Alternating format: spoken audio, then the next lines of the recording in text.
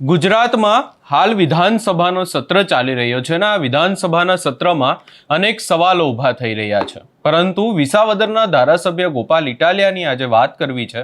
વાત એટલા માટે કરવી છે કારણ કે ગોપાલ ઇટાલિયા એ આખા વિધાનસભા સત્રમાં એમણે કયા પ્રશ્નો રજૂ કર્યા એને લઈને પણ નિવેદનો આપતા જોવા મળ્યા છે, સવાલો ઊભા કરતા પણ જોવા મળ્યા છે અને વિસાવદર વિસ્તારના જે લોકો છે એમને વિધાનસભાની મુલાકાત પણ તેઓ કરાવે છે. શું છે સમગ્ર મામલો એની વિગતે ચર્ચા કરીશું. નમસ્કાર, હું છું ઉજ્જવલ અને આપ જોઈ રહ્યા છો નિર્ભય ન્યૂઝ. ગુજરાતમાં વિધાનસભાનું સત્ર અને વિધાનસભાના સત્રમાં અનેક રજૂઆતો, અનેક સવાલો કરવામાં આવતા હોય છે. આ તમામ ચર્ચાઓની વચ્ચે ગોપાલ ઇટાલિયાએ અનેક સવાલો ઊભા કર્યા, વિધાનસભા લાઈવ કરવાની પણ વાત કરી, પરંતુ આજે વાત કરવી છે ગોપાલ ઇટાલિયાની. ગોપાલ ઇટાલિયા, આપણે જોયું કે સતત તેઓ એમના દ્વારા વિડીયો મૂકવામાં આવે છે, દરરોજ વિધાનસભામાં શું ચર્ચાઓ થઈ, એમણે કયા સવાલો ઊભા કર્યા એ બાબતને લઈને પણ નિવેદનો આપવામાં આવે છે. પરંતુ વાત એ કરવી છે કે ગુજરાતના તમામ ધારાસભ્યો એમના વિસ્તારના જે પ્રશ્નો લઈને જાય છે, જે પ્રશ્નોની રજૂઆત કરે છે, એ ધારાસભ્યો પોતાના પ્રશ્નો, એમણે શું પ્રશ્નો ઊભા કર્યા, આ તમામ બાબતને લઈ અને સોશિયલ મીડિયામાં કેમ કોઈ નિવેદન નથી આપતા. વધુમાં આ સમગ્ર બાબતને લઈ અને ગોપાલ ઇટાલિયા દ્વારા જ્યારે આજે ગોપાલ ઇટાલિયા વિસાવદરના લોકોને લઈ અને વિધાનસભામાં પહોંચ્યા હતા અને વિધાનસભામાં ગોપાલ ઇટાલિયાએ એ લોકોને વિધાનસભા બતાવતા શું કહ્યું એ પણ સાંભળી લઈએ. સૌથી પહેલા મને એમ કહો કે હું જોયું હે? નહીં, બધા એક એક જણા કયો વિધાનસભા તો જોઈ, પણ અંદર હું જોયું? એક જણો બોલો, એક જણો બોલો, તમે કયો. બીજેપી ના 30 જણા જ હતા, 156 માંથી ખાલી 30 જ જણા હતા, બાકી કોઈ નહોતા અંદર. તો એનું શું કારણ? હાજર જ નહોતા કોઈ? બાંગ્લા ટુકડા હતા અંદર, કોઈ નહોતા. કેબિનેટ મિનિસ્ટરો નહોતા. તો અત્યારે આ શું કામ નું બધા છૂટી એમને બધું મોકલ કરે.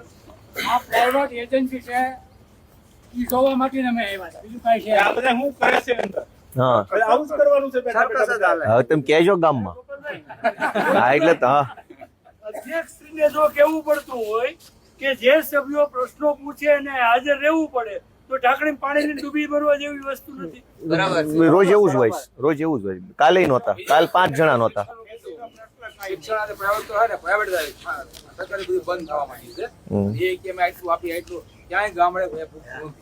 બધી સ્કૂલ બંધ થવા માંડી, સરકારી આપણે જો તૈયારી બતાવીએ છીએ તો 8 થી હાથમાં પકડી રાખો તોય 8 થી 10 યુવાનો કે જે આજે આપણે હક આપણે માંગતા થાય એની દર એક તારીખ નક્કી કરી, ગામો ગામ 10 થી 15 યુવાનો આપણે આપણો હક માંગતા શીખીએ એટલે ઓટોમેટિક આપણા વિચારસરણીમાં ફેરફાર થાય. બરાબર છે, સાચી મુદ્દો છે.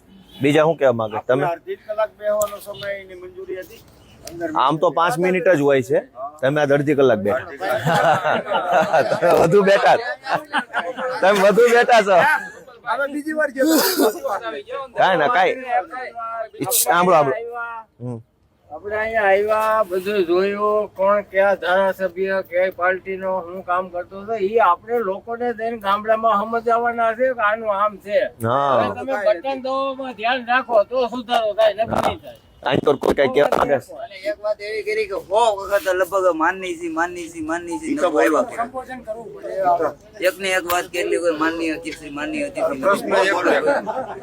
આ મેન મુદ્દો કીધો. તમારે 4 ને 42 સેકન્ડ તમારો વારો હતો. બીજા બેન હતા એ તો 10-12 મિનિટ એને કીધું તમારી ભાજપમાં એ 12 મિનિટ બોલ્યા. આમણે મેન મુદ્દો પકડ્યો. આપનો વારો એટલો જ હોય છે. આ જે ચર્ચા થઈ સાંભળો, અહીંયા વિધાનસભા જ આપડી છે. મોડી પણ મજા વારી ઘડીએ માનનીય કઈક બીજો કઈક 4 વાત બીજી આવે એમાં. કવિત્વ શક્તિનું વટેવ કર્યો, હા, એ આ વિધાનસભામાં કરવાની ક્યાં છે? એટલી બધી લાંબી ક્યાં કરવાની છે? કવિત્વ શક્તિ એને વાપરી બધી ભલા સારું જ કર્યું એને. એ બોલ્યા પણ એ તો પાછા એ તો પણ બધાને ખબર છે. એ કવિતાને ખબર છે. રાખ્યા જી હાટું છે. વગાડો એમ કે વગાડે કે. તો આ તમારા બધાના અનુભવ થયા. હવે હા બોલો ને ગોપાલભાઈ, પણ કેવું કર્યો ખાલી બોલો બોલો, હું કયો છો?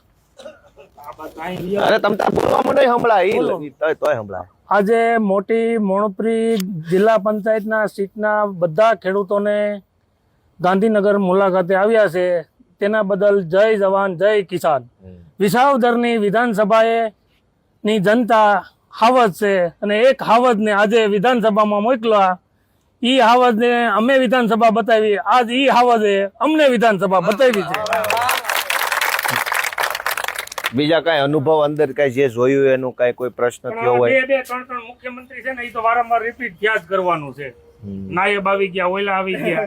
એટલે એમાં એક છે ને, આ ભાજપમાં પ્રથા છે કે જે ભાજપનો નેતા બોલવા ઉભો થાય ને એને નરેન્દ્ર મોદી, અમિત શાહ, અહીંના ભૂપેન્દ્રભાઈ, હર્ષ સંઘવી, જે તે વિભાગનો કેબિનેટ મંત્રી, આ ચારના વખાણ કરીને જ વાત ચાલુ કરવાની.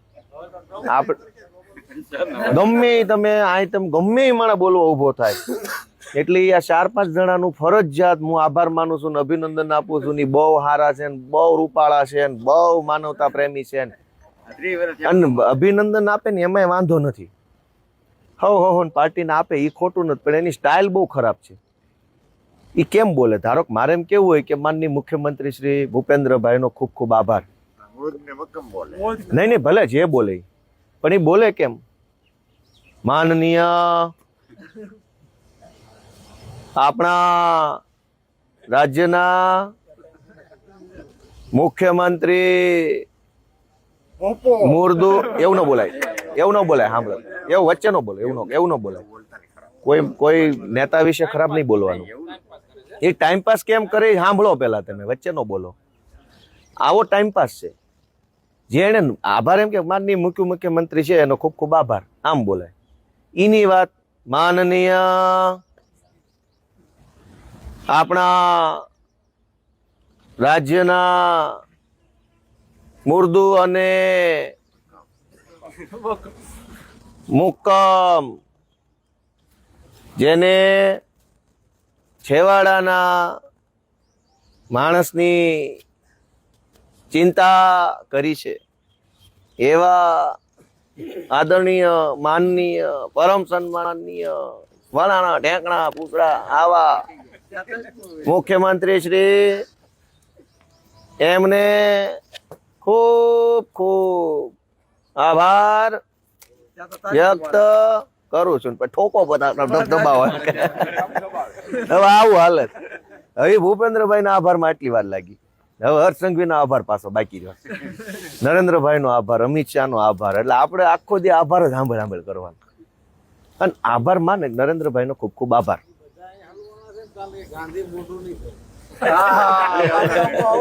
એ તો અવળા જ બે ગયા છે, થાય ક્યાં ઈ તે રોજ હું સાંભળવું કે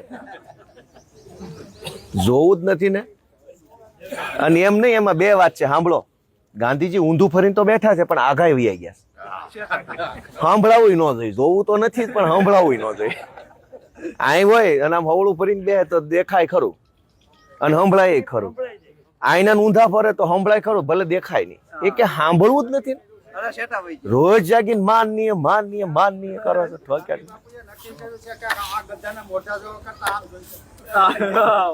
એટલે આ બધું પબ્લિક જાણી ન જાય એટલે બધા જ તે ભાજપના માણસો બહુ કાળજી લે છે. પબ્લિકને કાંઈ શીખવાડવાનું નહીં, કહેવાનું નહીં, જાણવા નહીં દેવાનું, અબૂજ રાખવાની. એટલે હિન્દુ મુસલમાનને ભાષણ સાંભળીને મત આપે. તમે તમારી નજરે જોઈ ગયા ને, હવે કોઈનું ન માનો. મારું નહીં, કોઈનું નહીં. તમારી નજરે જોઈએ તમે હાસું માનો ને હવે તો તમને ફાવટ આવે મત આપવામાં કે હવે કેમ દેવા. અડધું જ ખાલી હોય, 12 માસ ખાલી હોય એવું નહીં. આ રોજે રોજ તમે ગમે ત્યારે આવવાની છૂટ છે. સવારે 1 કલાક હાજરી પૂરી હોય.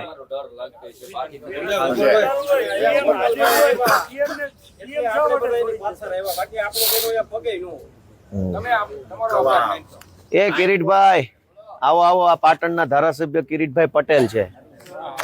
અહીં આવો. એમને ખારી ઓળખાણ ઈ છે, પાટીદાર આંદોલનમાં કન્વીનર હતા. હોય આપણા આગેવાન છે. આ અમારા વિસાવદર તાલુકાની મોટી મોણપરી સીટ ઉપરથી બધા આગેવાનો આવ્યા છે, જિલ્લા પંચાયત અને હજડ બમો બધા 1 થી 1.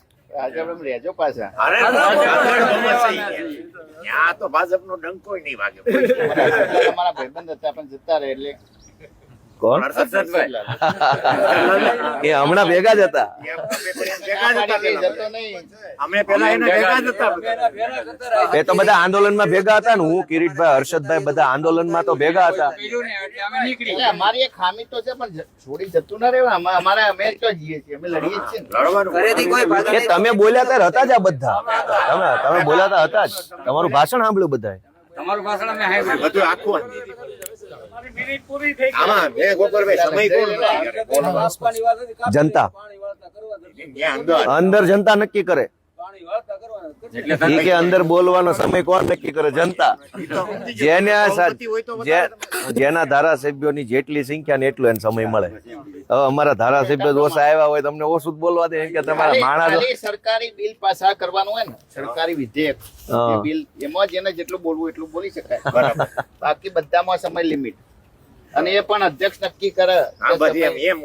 કોને બોલવા. પણ અધ્યક્ષ એના આધારે નક્કી કરે. ગોપાલભાઈ ની પાર્ટી ધારાસભ્ય 2 હોય, 4 કલાક બોલવા દે એટલે માણા પ્રમાણે હોય ને એમ. તમે 100 ધારાસભ્ય હોય એટલે અમે તમને પ્રશ્ન પૂછ્યો. 100 ધારાસભ્ય હોય, 100 મિનિટ બોલવાનું હોય. કોંગ્રેસમાંથી ભાજપના 60 ધારાસભ્ય તો નો તો ઉભાઈ નો રે. 60 મિનિટ બ્રેક મારી એટલે સમજી જવાનું. 2 મિનિટ. એ આપણે કોંગ્રેસ 30 મિનિટ. એમાંથી પછી અમારે નક્કી કરવાનું કોંગ્રેસ વાળા નક્કી કરે અને દંડક નક્કી કરે ભાઈ કોને કોને બોલવું. પાટણના ધારાસભ્યને મારે પૂછવું છે કે હવે એમાં ન ફાવતું હોય તો આપમાં હવે આવો ને. લે લા એવું ના હોય એ ભાઈ. મજા આવશે. યોદ્ધા હારા. આપના બધા નેતાઓ કાંઈ વાંધો નહીં, મળો એટલું સારી વાત છે. ઓલા ઉભા નથી રહી શકતા. એ ઉભા રહે, બધે ઉભા રહે, બધા વાત કરે. એ ન ઉભા રહે, ના ઉભા રહે. અને કઈ ભૂલ થતી હોય નાનું માફ કરજો. બોલવાની પછી આમ અધિકાર છે બોલવાનો. તમારે નહીં વાળા છે. અને ઈસુદાનભાઈ વિસાવદર 4 થી 5 વાર આવ્યો ત્યો. મહામંથન જયારે હતો ને તે ઈસુભાઈ કહેતા કોઈ સાહેબ જ નથી, બધાને ભાઈ કહીને જ બોલાવાના. બરાબર છે, છતાંય ઊભા નથી. સાચી જ વાત છે. પણ ભાઈ જ કહેવાના ગમે એને. નહીં સાહેબના જગ્યાએ હોય એટલે એને કહેવાય જરૂરી છે, એ કઈ વાંધો નથી. પણ સાહેબ કહેતા જવાબ નથી દેતા એમ. એમાં વિસાવદરમાં તો હાવ. હવે છે ને, તમે આ વિઠ્ઠલભાઈ પટેલ ભવન લખેલું છે, એ જોયું બધાએ? વિઠ્ઠલભાઈ ને ઓળખો છો? એનું નામ કેમ આય માર્યું છે? ઈ હમણાં જોયું પણ પાછું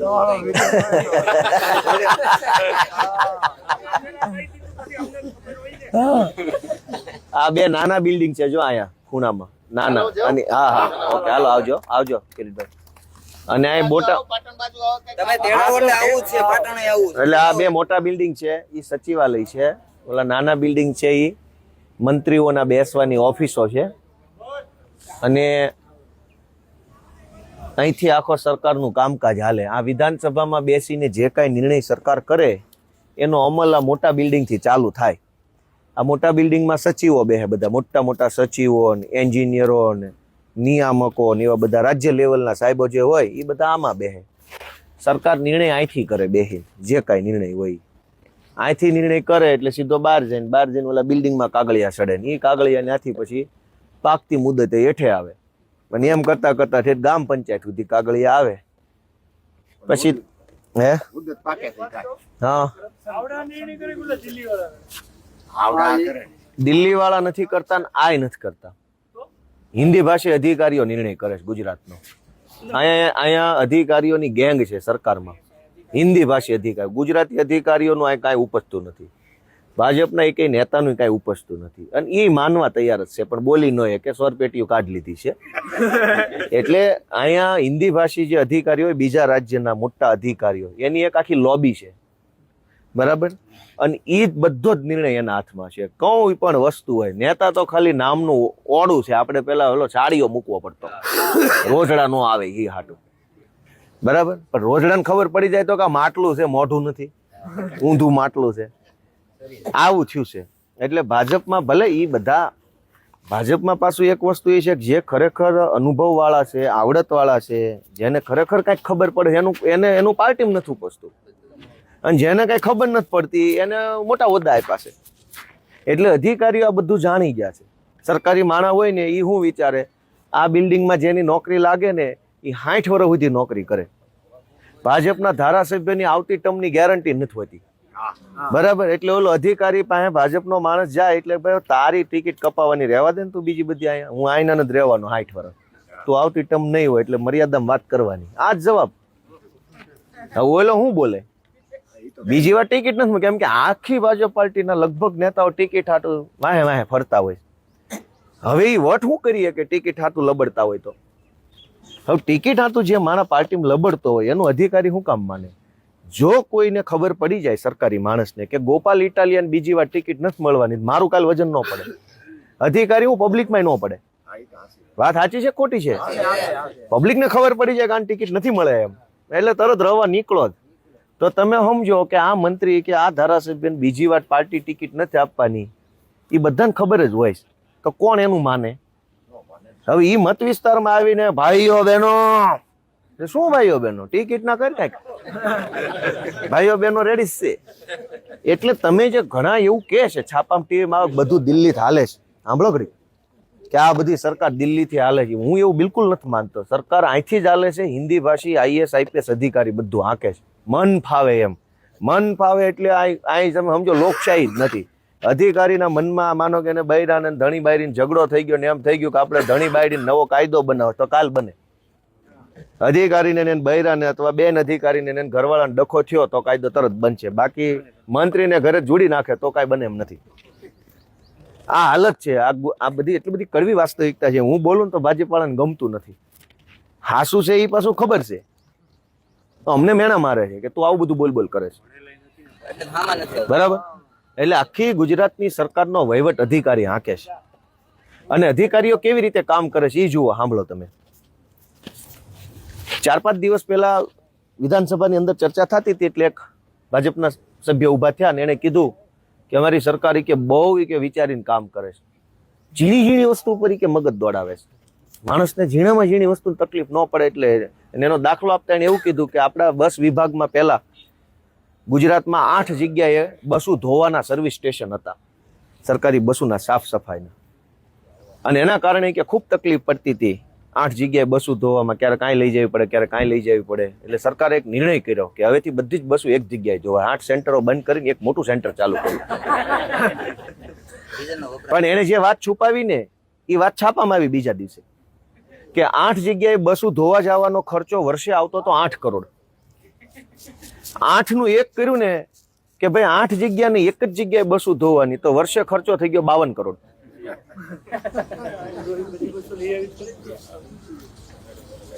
જામનગરમાં હમણાં ઓલું રિપેરિંગ નું આવ્યું કંઈક વોટર કુલર, સરકારી વોટર કુલર આપ્યા છે બધી શાળાઓમાં. જામનગરમાં કે કયો જિલ્લો મને ભૂલાય છે મારા મોબાઈલમાં.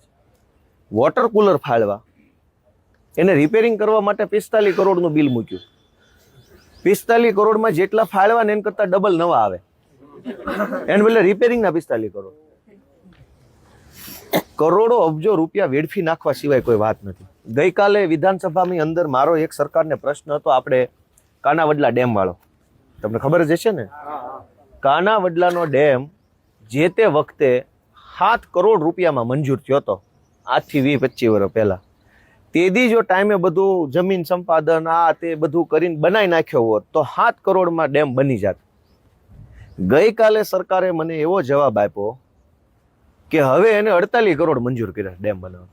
7 ના 48 કર્યા તો ડેમ નથી બન્યો.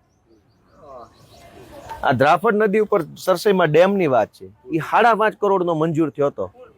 હા પુલ ડેમ નહીં, પુલ નદી પરનો 5.5 મંજૂર થયો તો એ બન્યો નહીં, અત્યારે 7.5 કરોડનો થઈ ગયો.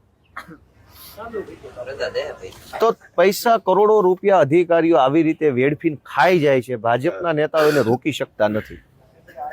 એટલી બધી નવી હમણાં તમે સાંભળો, એક યોજના આવી, અમને બધાને બેહાડીને સમજાવ્યા, પછી મેં કીધું કાંઈ બોલવું નથી, નકર વયો જાય જુનાગઢમાં. અને અહીંયા સમજાવે છે એ કે આપણા બાળકો, આજે તેમ સાંભળ્યું છે ઓલી ચર્ચા હાલતી હતી, જીભને ભાવે ને પેટને ભાવે ને, એમાં હતા તમે? હતું કોઈ? આપણે આંગણવાડીમાં જે શાળાના બાળકો ભણે છે એને મધ્યાહન ભોજન થી ખવડાવવામાં આવે છે. હા શાળામાં, આંગણવાડી શાળામાં. હવે રસોઈ ક્યાં બને છે? ગામમાં. શાળામાં એક ખૂણામાં રૂમ હોય, એમાં બેનું બનાવતી હોય, રોજ થોડું થોડું ખવડાવે. સરકાર એવી યોજના લાવી કે હવે દરેક શાળામાં રહોડા છે ને બંધ કરીને એક મુખ્ય રહોડું જુનાગઢ જિલ્લામાં, અને જુનાગઢની અંદર રહોડું બનશે મોટું હેવી રસોડું, ત્યાંથી જમવાનું બનાવીને આખા જુનાગઢ જિલ્લાના ગામડે ગામડે પહોંચાડીને ગરમા ગરમ ખવડાવશું. આવી યોજના લાવ્યા. એનું અંગ્રેજી નામ નહીં, સાંભળો ઘડીક. આવું મગજ કોનું હાલે છે, હું કામ હાલે? તેમ કીધું ને સરકાર ક્યાંથી હાલે છે? સરકાર હિન્દી ભાષી IAS IPS ગુજરાતને લૂંટવા માટે હાંકે છે, અને એને કોઈ કઈ કહીએ કેમ નથી.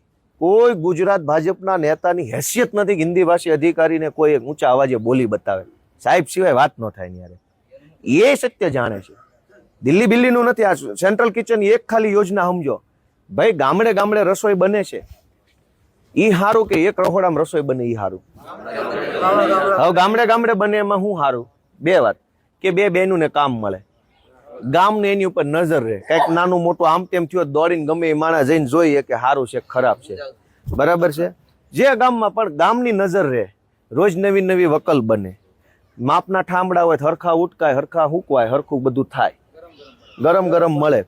સરકારે હવે એવું નક્કી કર્યું કે ભાઈ અમને બધાને સમજાવ્યું ધારાસભ્યોની યોજના, ઈ કે આ ગામડે ગામડે નોખું નોખું બને છે ને તો ક્યાંક ઈ કે મરી મસાલા વધુ પડી જાય છે, ક્યાંક તેલ ઓછું પડે, ક્યાંક તેલ વધુ પડે છે, ક્યાંક શાકભાજી હારા, એટલે છોકરાઓને ભાવતું નથી કે. એટલે એક હરખો ટેસ્ટ ઈ કે વિસાવદરના ઈ કે ભલગામમાં એવો ટેસ્ટ આવવો જોઈએ, માણાવદરમાં એવો ટેસ્ટ આવવો જોઈએ, અને તાલાળામાં એવો ટેસ્ટ આવવો જોઈએ. એક હરખો ટેસ્ટ આવે એટલા માટે આપણે એક જ રહોડું કર્યું કે 5, 10, 15 હજાર બાળકોને રસોઈ એક જગ્યાએ બનાવો, એક હરખો ટેસ્ટ, અને પછી એને ટિફિન ભરો, પછી એને ગાડી મૂકો ને ગાડી ડ્રાઈવર લઈને ગામડે જાહે ને ખવડાવશે.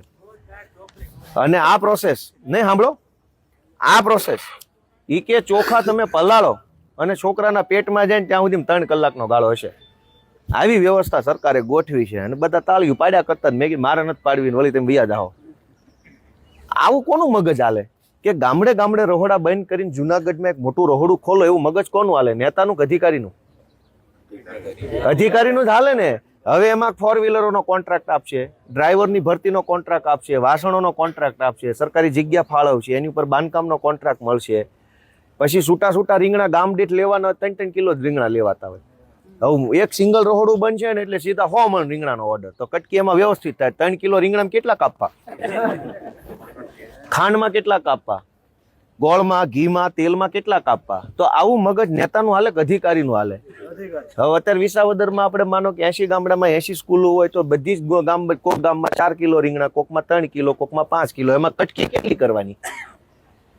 હવે માનો કે આખા વિસાવદર તાલુકાનું એક જ રહોડું થઈ જાય તો રીંગણા કેટલા જોઈએ? એક ખામટા 10 ગુણ, બટાકા 10 ગુણ, તો 10 ગુણમાં કમિશન સારું મળે.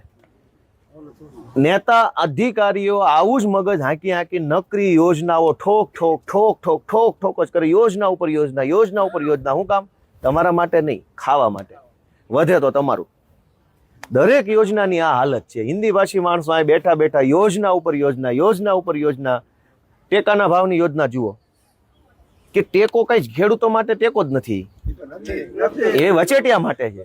પંજાબમાં આમ આદમી પાર્ટીની સરકાર 100% ખરીદી કરે. તમારા ખેતરમાં 50 ખાંડી ચોખા પાક્યા હોય તો લઈ લેવાના છે, 50 ખાંડી રાયડો પાક્યો હોય કે જીરું પાક્યું હોય, બધું જ લઈ લેવાનું. એક દાણો તમારે ક્યાંય વેચવા નથી જવાનું. આપણે ત્યાં શું છે કે તમારા ઘરે માનો કે 50 ખાંડી મગફળી પાકી તો તમારે 5 ખાંડી સરકાર લે, બાકીનો માલ તો મફતના ભાવે દેવાનો છે.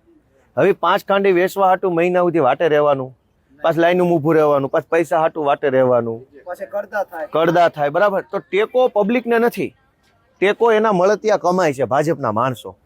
કોથળાના કોન્ટ્રાક્ટ કોકને આપે, કોકને ટ્રકનો આપે, કોકને કેમેરાનો આપે, મજૂરનો કોન્ટ્રાક્ટ, ગોડાઉનનો કોન્ટ્રાક્ટ, ડીઝલનો કોન્ટ્રાક્ટ, આ બધા કમાય. ખેડૂતને થોડુંક મળે એટલે ખેડૂત ખુશ. તો દરેક સરકારી યોજના, સરકારી અહીંયા બેઠેલા હિન્દી ભાષી માણસો બેફામ યોજનાઓ બનાવ્યા કરે. નવીન સાયકલ આપવાની યોજના, છોકરાને ચડીઓ આપવાની યોજના, જોડા આપવાની યોજના, આ યોજના, બધી જ યોજનાઓ ખાઈ જવા માટે બને છે.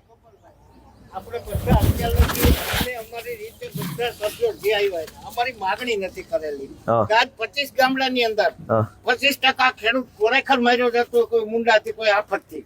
કોઈ એને કોઈ દી ગામ પંચાયત તાલુકામાં નથી મોકલી, તાલુકામાં જિલ્લામાં નથી મોકલી. ખરેખર 25 ખેડૂત આજ તમે વરસ જો કુદરતી અર્જુન ઈમાં ફેરફાર દર વર્ષે 25 ખેડૂત માર્યા થાય તો એને મળવા પાત્રમાં કોઈ ઉકેલ કરતું નથી. પણ એ ખેડૂતને હું એમ તમને દેવામાં ઈ જ કહેવા માંગુ છું કે ગામમાં 10 યુવાનો પોતાનો હક માંગતા થાય, તમે કેમ હક માંગ્યો તો હા. અમને તમે ગઈમાં હા એમ અમે ગામમાં 10 યુવાનો આપણે ત્યાં થાવું ને મેં એટલે ઓટોમેટિક એની જાગૃતિ આવશે. આ તો તમે જોયું કે ગોપાલ ઇટાલિયાએ વિસાવદરના લોકોને લઈ અને વિધાનસભામાં પહોંચ્યા. આવા દરરોજ આપણે દ્રશ્યો પણ જોઈએ છે. અહીંયા સવાલ એ પણ ઊભો થઈ રહ્યો છે કે શું ગુજરાતના તમામ ધારાસભ્યો આવી રીતે પોતાના વિસ્તારના લોકોને લઈ અને વિધાનસભા નથી પહોંચી શકતા? અને એનાથી પણ વિશેષ વાત એ છે કે આ ધારાસભ્યો પોતાના વિસ્તારના કયા પ્રશ્નો તેમણે રજૂ કર્યા, કયા પ્રશ્નોને લઈ અને વિધાનસભામાં તેમણે રજૂઆત કરી, એ પ્રશ્નો કેમ કોઈ દિવસ નથી જણાવતા? આ સમગ્ર બાબતને લઈ અને તમારો શું અભિપ્રાય છે? અને શું ગુજરાતના દરેક ધારાસભ્યએ આવી રીતે પોતાના વિસ્તારના લોકોને જાણકારી આપવી જોઈએ કે નહીં? એને લઈ તમે શું વિચારો છો એ અમને કમેન્ટ કરી જરૂર જણાવશો. ને અમારી ચેનલ નિર્ભય ન્યૂઝને લાઇક, શેર, સબસ્ક્રાઇબ કરવાનું ભૂલશો નહીં.